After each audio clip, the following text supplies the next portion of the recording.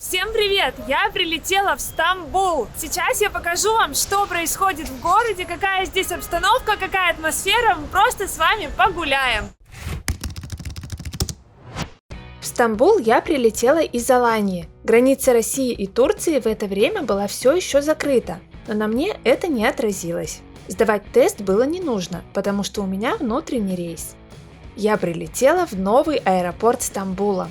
Билет с багажом из Алании обошелся в 2100 рублей. Брала, как обычно, на Aviasales. На выбор по этой цене было сразу несколько рейсов на разные даты. Путешествовать по Турции на самолетах вообще очень выгодно. Новый аэропорт Стамбула открыли в 2019 году, но его продолжают расширять. Планируется, что вскоре он станет самым большим в мире и будет обслуживать больше 200 миллионов пассажиров в год. Добраться из нового аэропорта Стамбула в центр города можно тремя способами. Первый – сесть на автобус Хава Ист и примерно через час пересесть на общественный транспорт. Второй – вызвать такси. Я выбрала золотую середину – индивидуальный трансфер. В будущем к воздушной гавани протянут ветку метрополитена. Очень долго и тщательно выбирала трансфер в Стамбуле. Оставлю вам ссылочку в описании. Очень хорошие цены, очень быстро отвечают, забрали, сейчас привезут. Я сравнивала цены и дешевле нигде не видела, так что от души советую именно этот вариант. По пути водитель провел для нас небольшую экскурсию. Мы даже сделали несколько остановок в интересных местах. Первая точка – знаменитый Босфорский мост. Настоящее чудо инженерной мысли. Это единственный в мире мост, который соединяет две части света – Европу и Азию. Его длина более 1,5 километров. Сейчас он считается 22-м мостом в мире по протяженности. Мы заехали в район Артакёй, где торгуют знаменитой картошкой с начинками. Сюда я еще вернусь в одном из следующих видео.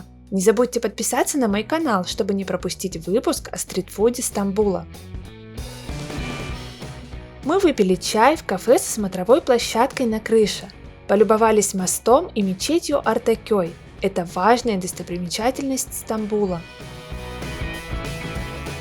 Проехали через центр города и сделали остановку на мосту. Отсюда получаются хорошие фотографии с Галатской башней на фоне Босфора. А потом водитель отвез меня в отель. Я приехала в Стамбул во время комендантского часа и думала, что здесь будет пустынно, и так как пишут в интернете, что все закрыто, Стамбул вымер, оказалось, что это совсем не так. Во-первых, здесь много туристов, повсюду слышна и русская речь, и европейцы есть, даже китайцев я видела. Люди ходят вообще свободно, ходят без масок, хотя на самом деле сейчас в стране масочный режим, и даже кафешки работают. Мне вчера удалось посидеть в ресторане. Я думала, работают только на вынос и доставку, как пишут. На самом деле это не так. Но, конечно, это только в центре, в районах Фатих и Сикриджи. То есть работают они для туристов. Туристов в Стамбуле по-прежнему ждут. С 1 июня часть ограничений в Стамбуле сняли. Кафе и рестораны теперь открыты, а на улице многие ходят без масок. Ни разу не видела, чтобы за это штрафовали. Комендантский час теперь только ночью и по воскресеньям, но туристов он не касается. Ограниченное авиасообщение – это плюс для тех, кто все-таки смог попасть в Стамбул. В обычное время к любой достопримечательности города нужно отстоять очередь. Я же за всю поездку ни разу не потратила на это драгоценное время. Это настоящая роскошь – гулять по Галатской башне в компании всего 10-15 человек. В обычное время на ней всегда собиралась толпа. Еще я свободно гуляла по Айя Софии, площади Султан Ахмед и мечети Сулеймания. И даже сделала десятки фотографий без людей за спиной, хотя народу в Стамбуле все равно очень много. Любопытно, что даже в комендантский час на улицах полно людей. В центре продают кукурузу, бублики и мороженое, а работники ресторанов любезно приглашают посидеть внутри, хотя в воскресенье заведения общепита должны работать только на доставку. По идее, полиция должна проверять, точно ли вы турист. В интернете пишут, что во время комендантского часа на улицу ни в коем случае нельзя выходить без ваучера и паспорта, и что все машины на дорогах тормозят, чтобы посмотреть документы. На деле меня ни разу не проверяли. Полиции в центре Стамбула, как и в любое другое время, много. но она занимается своими делами и просто следит за порядком. Туристы вообще не испытывают никакого дискомфорта. К ним все настроены доброжелательно, никого лишний раз не дергают. Магазины и базары сейчас работают в обычном режиме, кроме воскресенья. Чтобы попасть в торговый центр или пройти в музей, вам нужен ХЭС-код. Сделать его просто. Если нужна помощь, пишите в комментариях.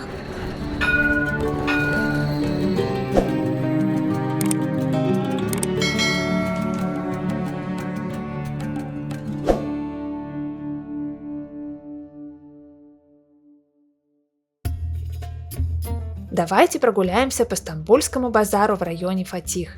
Здесь продают товары и для местных жителей, и для туристов. Посмотрите, какой он оживленный. Та же картина на знаменитом Гранд-базаре. А на египетском рынке, как и раньше, угощают сладостями и чаем. Тут такая атмосфера, как будто на дворе все еще 2019, разве что туристов меньше. В Стамбуле очень рады гостям. Тут по-прежнему охотно торгуются, дарят что-то приятное за большие покупки и очень радуются, когда узнают, что русские все-таки добираются до Турции. В магазинах вроде Вайкики и Де-факто по-прежнему многолюдно, но шопинг сейчас чуть-чуть комфортнее, потому что туристов все-таки меньше, чем всегда. В ресторанах Стамбула теперь очень оживленно. Отдыхают не только туристы, но и местные жители, которые устали от локдауна. В Турции все заведения очень долго работали только на вынос и доставку. Сейчас в Стамбуле кипит жизнь. Со всех сторон что-то кричат, предлагают и показывают. Вы нужны всегда и всем – продавцам, музыкантам, гидам и зазывалам. Стамбул – город с особой атмосферой. Он пахнет дымком от кебабов и каштанов, сладким рахат-лукумом, бесконечным табаком и ароматным кофе. А на набережной, конечно, рыбой, свежей и жареной. Кричат чайки, галдят люди. Я рада, что Стамбул встретил меня именно так.